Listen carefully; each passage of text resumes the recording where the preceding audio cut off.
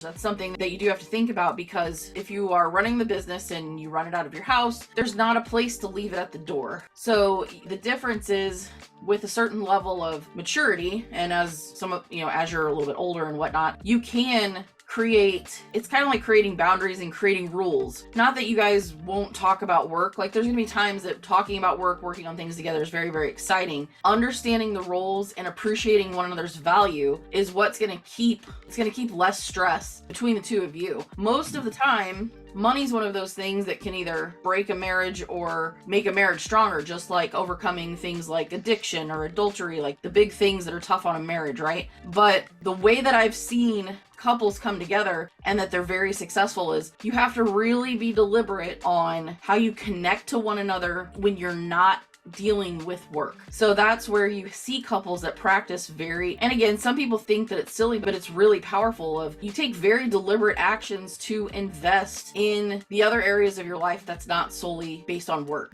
Taking over your entire life is 100% in your control. Now, running a business, that's part of your life, but knowing when, planning together is a huge part of it. Going on date nights and making deliberate time for you guys to spend time with one another, that has nothing to do with work. Even if you're working 60 hours a week together, the more that you're deliberate about what you're trying to accomplish, celebrating the wins together, overcoming problems, and not focusing on whose fault it is.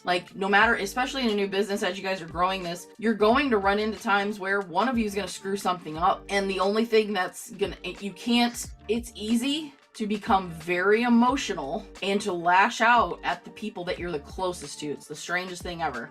You'll be very conscious of when an employee screws up and how you have to talk to them, but because you have so much trust in your spouse or your kids, or that family dynamic, because they're the people closest to you, the people that you care about the most, you will let your emotions overcome when something bad happens or a mistake is made way faster, and letting that guard down with somebody that you care about the most. We're the toughest on the people we love the most. What usually happens in a spousal relationship, because if you're both at owner level, there's a lot of assumptions going on. So this person assumes, well, if I didn't do it, I just expect you're going to pick that up and do it. And that happens all the time in a marriage, at home, right? With just home responsibilities. That can easily happen in a business. So when it comes to accountability, you got to take ownership over the part you commit to.